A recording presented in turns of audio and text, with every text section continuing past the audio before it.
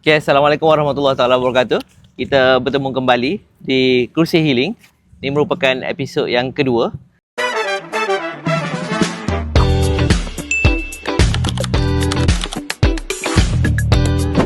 Okay, untuk makluman semua, segmen Kursi Healing ini ditayangkan di semua platform media sosial, YouTube, Chopong Channel, Facebook, Chopong dan juga TikTok, Kursi Healing.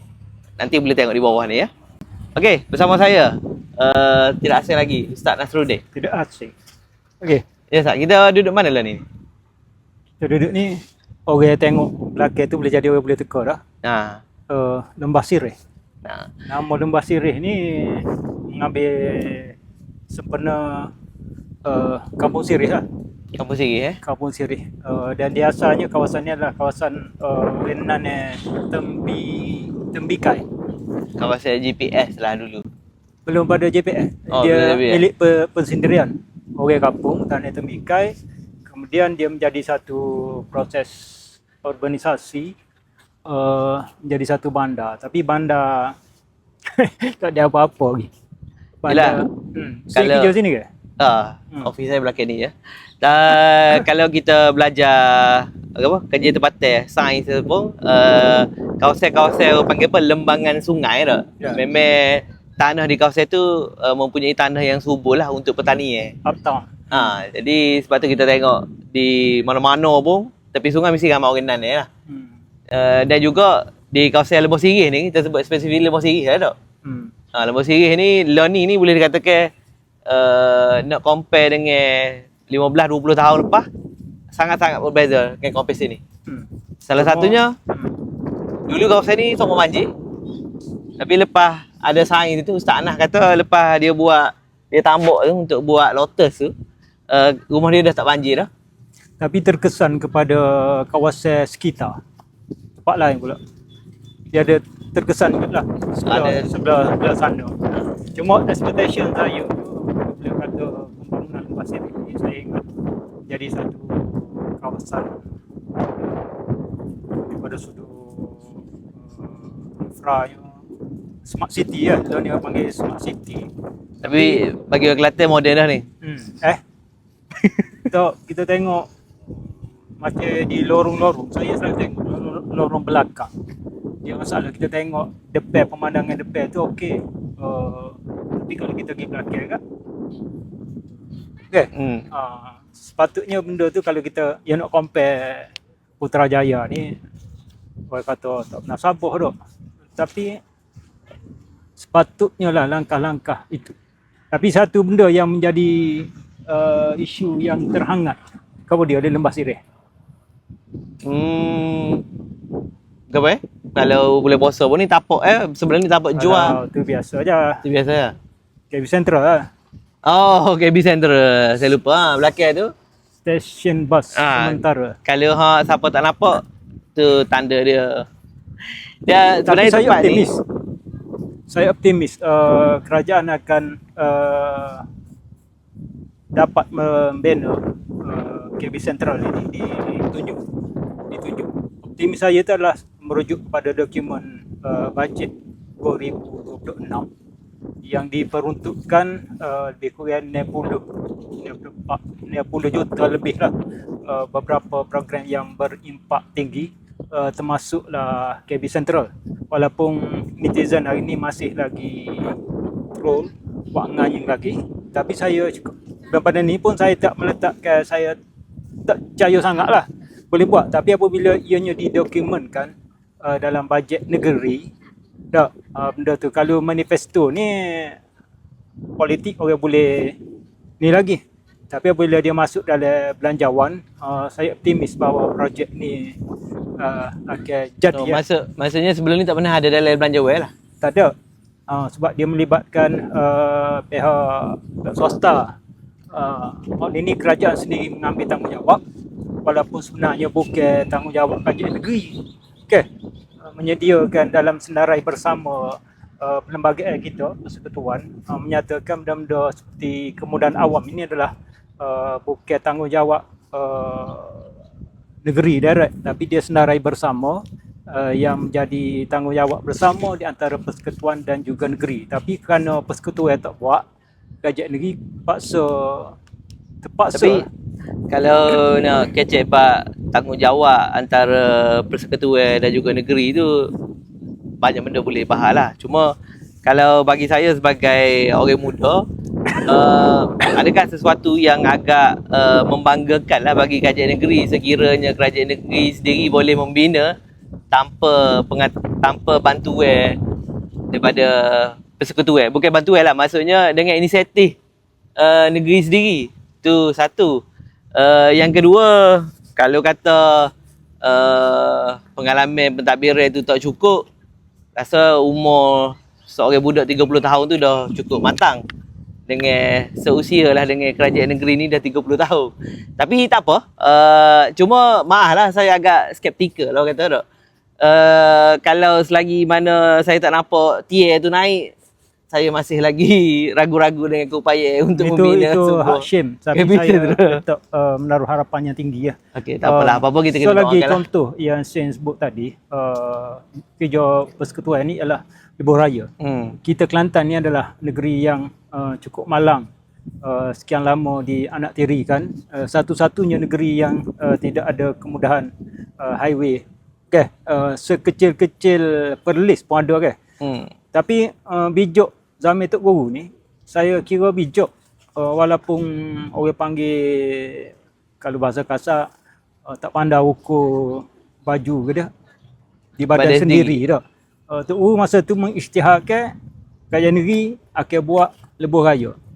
Dalam kondisi, dalam situasi Tok Guru dan pimpinan negeri tahu bahawa ianya di luar daripada keupayaan, disebut sebagai lebuh raya rakyat, hingga buat tabung derma kau tak boleh buat. Tapi dia modal PRU lah. will dia bukan sih. Saya nak ayat semangat yang tinggi Tok Guru masa tu, okay. Buat juga. Buatnya saya rasa tak sampai 1 kilometer kau macam mana. Okay. Dan awal-awal lagi Tok Guru telah mengisytiharkan lebuh raya ni tanpa tol.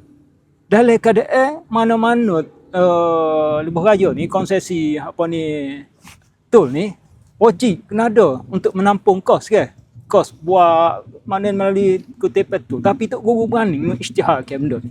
Sebabnya cerdik saya raya, lepas pada tu kerajaan persekutuan ambil tanggungjawab, meneruskan. Sebab orang tengok, rakyat tengok kerajaan negeri dengan baik rup betul orang Kelantan kata buat juga, maka orang pun kata apa kerajaan ayuh ada tak buat, apa tak buat.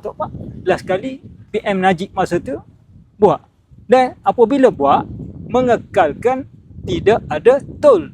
Kalulah kerajaan persekutuan masa tu mengisytiharkan tol, lagilah rakyat marah.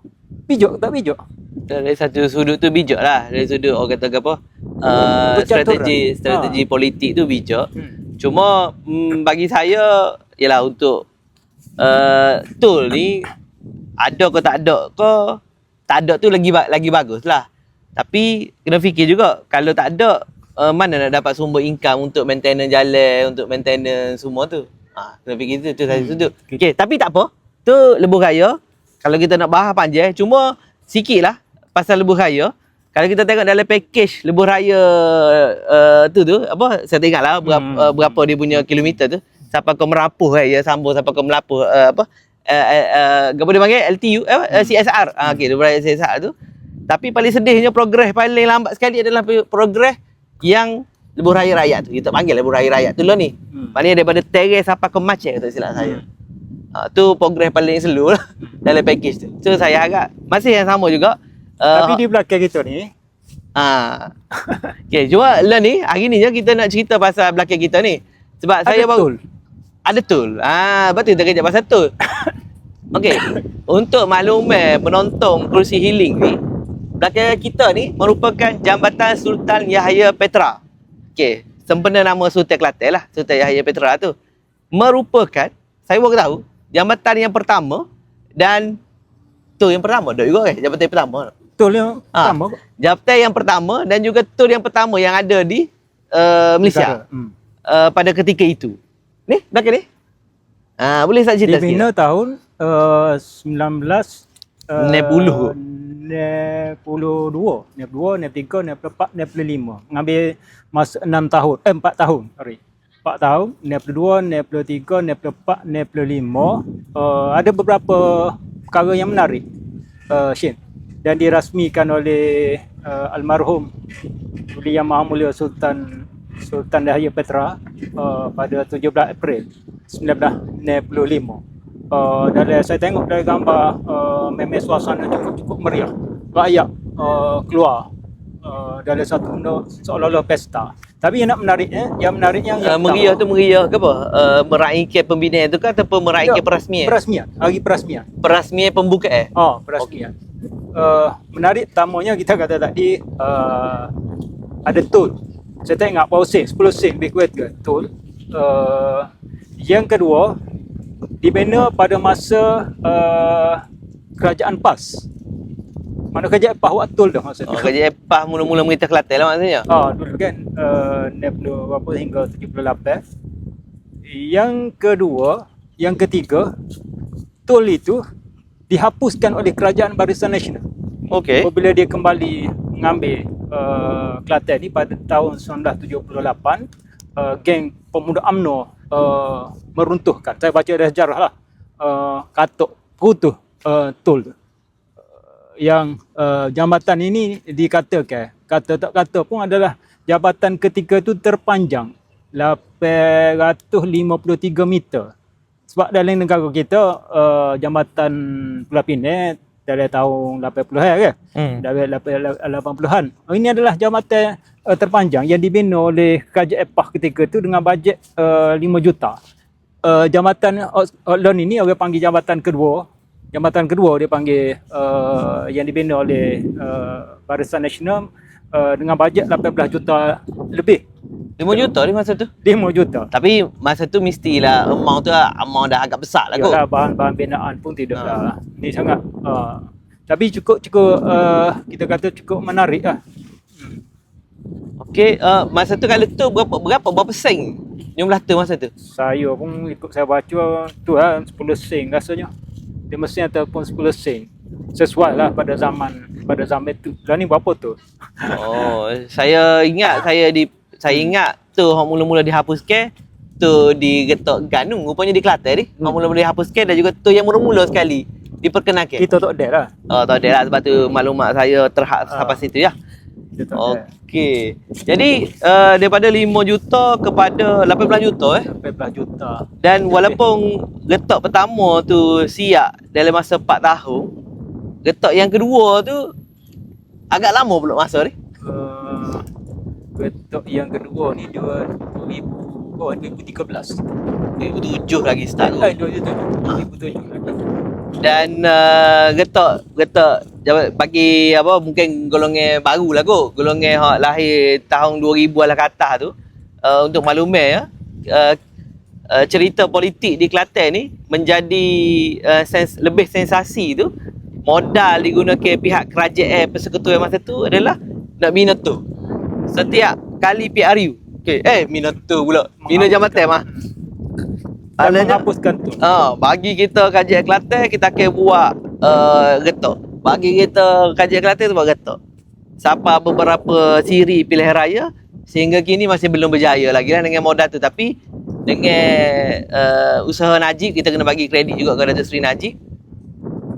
Lepas dia jadi PM, barulah getok ni tapa. Jadi saya ucap terima kasih lah kepada Datuk Seri Najib. Yalah, bagi saya terima kasih tak terima kasih pun sesiapa yang menjadi Perdana Menteri, kita tak nak raya terima kasih PM Najib, terima kasih Pak Allah. Memang tanggungjawab dia. Kalau Shin jadi Perdana Menteri pun masa tu atas semangat federalisme persekutuan, maka dia kena bagi segala infra kemudahan bajet ke apa adalah sama-sama rata. Sama bukan kamu sama rata, melihat kepada adil lah kita panggil. Betul. Tahu kan istilah adil tidak semestinya kalau Kelantan menerima 100 juta, orang lain sama 100 juta juga. Dia melihat pada keperluan apa saiz negeri kita kata Pahang lebih besar, maka dia lebih layak menerima peruntukan yang lebih besar. Kalau Perlis yang kecil terima juga 100. Itu orang panggil itu yang zalim tu. Apatah lagi kita yang peruntukan yang ada, peruntukan wajib yang termaktub di dalam perlembagaan, kerajaan persekutuan kadang-kadang dia melambat-lambatkan. Sepatutnya boleh awal tahun tapi dia bagi akhir tahun. Apabila akhir tahun ni memberi impact daripada sudut pengurusan, kita nak planning, nak rancang, sebab nak masuk tahun baru dah. Itu panggil mendera. Okey, kita berehat dulu seketika, kita akan sambung selepas ini.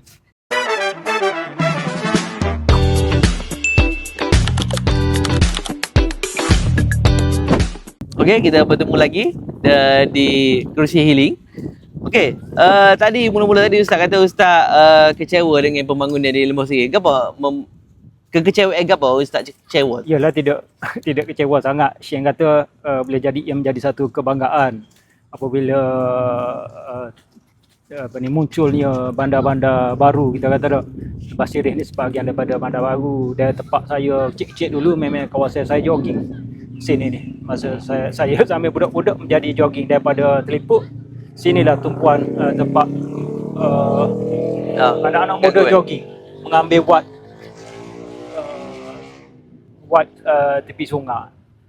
Cuma kita tengok bagaimana Lembah Sirih ini tidak menjadi sebuah bandar yang benar-benar moden.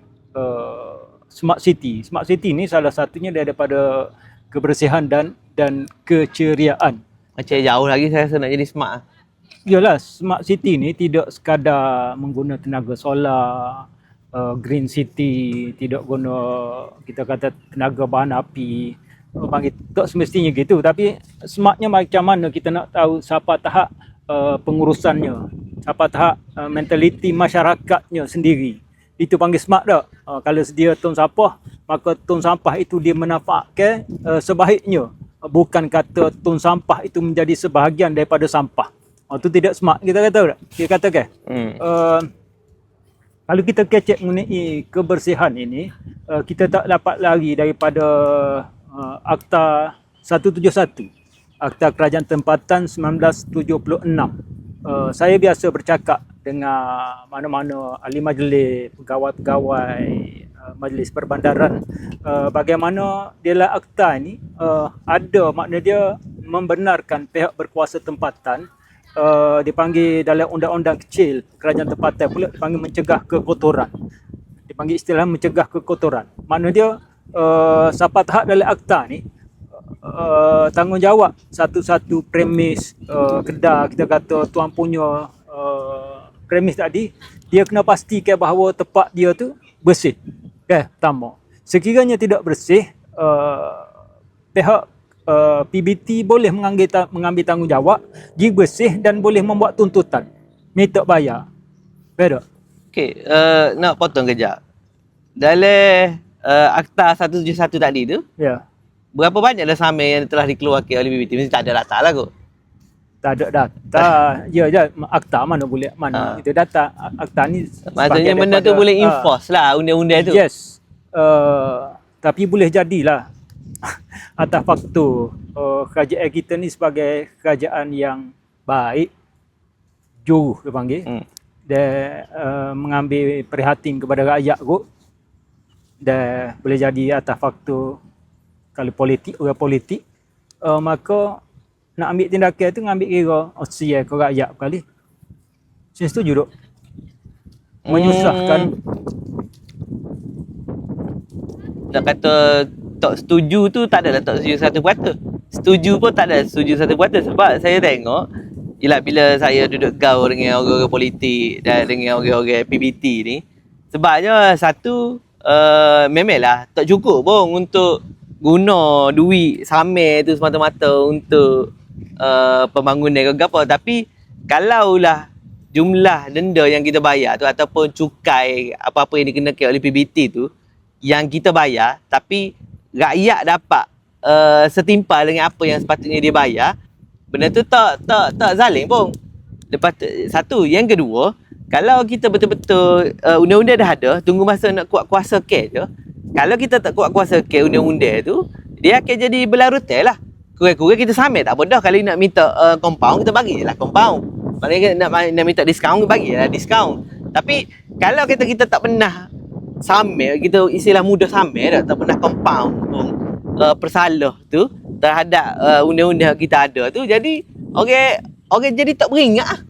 Yalah, kita tengok di tepi-tepi jalan utama dalam kampung kita tak ambil ni sangat lah kan. Dalam kampung tepi-tepi jalan utama kadang-kadang kita tengok premis ataupun rumah kediaman sendiri dia tidak jaga.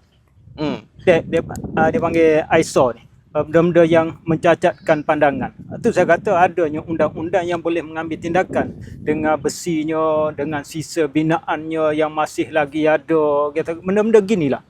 Dalam keadaan kita tengok kalau dalam bandar Kota Baru kita lah ni projek di bawah, walaupun landscape negara yang ia buat projek berapa 48 juta lebih kurang gitu, tapi saya melihat bahawasanya bandar Kota Baru ni kita kira sudah komplit comel dah. Di kawasan MPKB tu tak boleh nak take, kita kata dah. Sepatutnya kalau pandangan saya, apalah kiranya projek itu dilimpahkan sedikit ke pinggir-pinggir bandar. Contoh kata kawasan saya Bunuk Payung, kawasan Paloh, kalau sebelah sana kawasan nak pergi ke Kijang, ke PCB, kalau kawasan Sheng, Penggalan Cepa. Tapi kita terlalu fokus nak upgrade tak nafilah dalam bandar, sehingga ke warga netizen sendiri pun merungut projek dalam bandar ni hingga mengganggu trafik. Walaupun kita kata ada justifikasinya, kajian buat, kita tak nafi dan kita menyokong penuh untuk memperindah landscape dalam bandar ni. Tapi tiba masa dah, selama berapa 36 tahun ini, adakah kita nak kekal Bunuk Payung sebagai jalan protokol, jalan utama, jalan tu laluan gerbang masuk ke bandar Kota Baru? Adakah kita nak selamanya?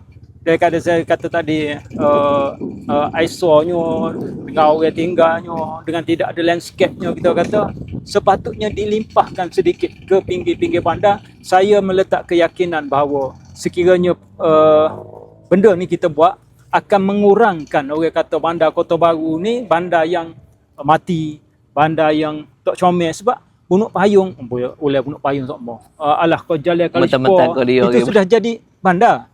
Dan itu juga adalah hasrat dan cita-cita kerajaan negeri untuk menjadikan Kota Baru ni status penuh bandaraya, status bandaraya. Dia memiliki kawasan operasi yang lebih luas, yang lebih besar. Tu bab pembangunan lah, tapi sebenarnya tadi kita masuk tadi topik kebersihan sebenarnya. Sebab kebersihan sebenarnya dia topik yang agak luas dan sebenarnya sepatut menjadi keutamaan kepada pihak berkuasa tempatan. Kampung tu tak apalah, bukan tak kisah, tapi kalau boleh tempat-tempat tumpu macam bandar utama ni, dia fokus dulu kepada kebersihan. Sebab kalau saya tengok sebelum ni, baguslah, saya pujilah tindakan MBKB. Dia letak kamera tak di tersapa-tersapa. Mana tak tahu dalam tersapa tu, dia viral. Satu lagi kalau boleh, samir. Tu saya setuju, samir. Dan saya lalu sok molek belakang nak pergi ke kampung Sirih tu, situ ada kamera. Dan situ saya rasa, yalah mungkin kalau saya terlepas pandai tu, saya terlepas pandai lah, tapi sepanjang saya tengok tu, bila video situ dah tersebar, orang tahu kos ni, dia dah macam agak terjaga sikit. Maksudnya, MBKB pun ambil ikut jadual, dia tak berlakunya limpahan lah siapa situ. Tu salah satu cara kerana pihak PBT untuk mengawal kebersihan lah. Di tersapa baru. Bagi saya itu bukan penyelesaian, Syekh. Betul, tapi itu salah satu lah orang boleh tengok lah ni. Bukan penyelesaian yang tuntas lah kita kata. Selain daripada attitude ataupun education, pendidikan, itu pun bagi saya lah, bukan kita tak buat, bukan kajian tak buat, sudah berzaman dah pendidikan ni. Tapi masyarakat kita ni satu hal lah, kita kata tak, sepuluh kita kata di tempat kita ni di Lembah Sirih, di tepi sungai kan, baru ni timbul pula isu orang buka puasa situ tinggal siapa. Nanti tengok tahun depan terbit pula, adakah penyelesaiannya dengan orang Cina mari kutip, maka kita pun ambil video TikTok, maka kita pun pakat puji.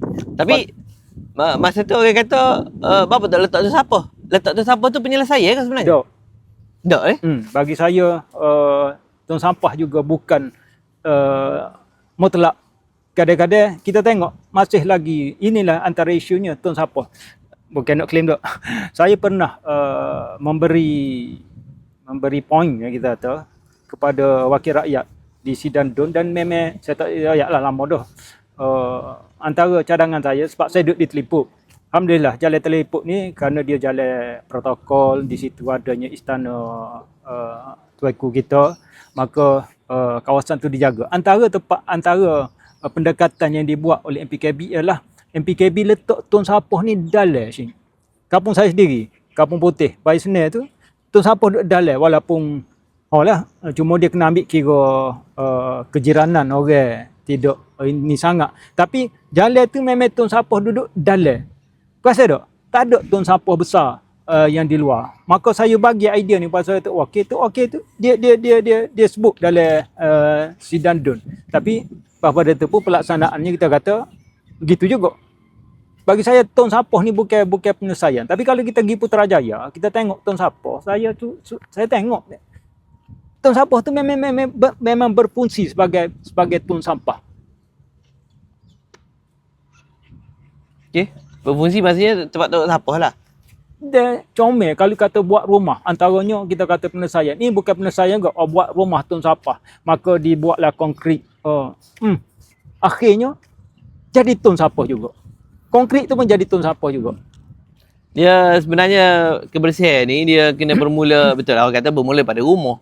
Tapi pendidikan tu penting juga, kena terapkan. Cuma satu lagi, kalau dulu saya ingat saya sok mau tengok tagline jumpa sampah tahu tu. Lah ni macam tak ada dah. Jumpa sampah putih. Jumpa sampah kutik. Kelantan ku bersih kan? Kelantan ku bersih. Tapi rasanya tu penggalan dulu Masih lagi. Masih lagi Ku bersih dan tapi, dia buat setiap tahun, dan saya tak nafikan. Pandangan Samit kan? Mesti lah dapat dia baru balik Kelantan tu. Di Sabah. Kita pergi Sabah. Kota Kinabalu. Sabah kan kebersihan dia? Terbaik Dia punya pasar tengok. Masya Allah. Saya puas lah nak kerja bab kebersihan ni, tapi itulah. Tapi ada Kelantan ku bersih memang ada impact dia. Kesan yang baik lah. Dan kita agak kuasa kerajaan kempen. Dia kena review. Dia kena buat kajian, dia kena ambil pandangan. Tidak setakat orang profesional saja, tapi rakyat marahan ni juga. Orang yang menjadi warga, kalau kata bandar agak, dia kena ambil, kena buat town hall, kena minta juga pandangan rakyat yang kadang-kadang kita rasa kadang-kadang pandangan mereka ni lebih baik. Ada juga sebab dia berada di situ. Orang-orang profesional, orang-orang yang elit ni kadang dia duduk tempat comel, sedap dah, kawasan perumahan yang baik dah, maka dia tak rasa benda tu. Tapi rakyat marahan tu kadang-kadang dia beri pandangan atas asaskan dia melalui keadaan. Kelantan ku bersih, kita lihat agenda Kelantan ku bersih yang dilancarkan oleh pihak kerajaan negara, satu penjaga yang baik yang kita tak nafikan. Bahawasanya ada impact dia, kesan dia yang baik, dan kita mengharapkan bahawasanya agenda ni boleh diteruskan walaupun berubah esko. Dia zaman esko Datuk Dr. Izani kan? Kau sebelum pada tu lagi? Datuk Fatah kan? Datuk Izani buat kategori bersih.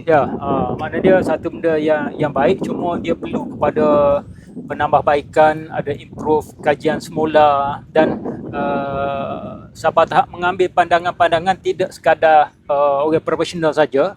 Orang-orang profesional kita kata ni, orang yang ada kedudukan ni, dia duduk tempat yang sudah comel, elit dah. Cuma kalau adakan town hall, mengambil pandangan rakyat marahan yang berada dalam situasi mana dia rakyat sendiri je boleh dengar, kita kata. Okey, baik.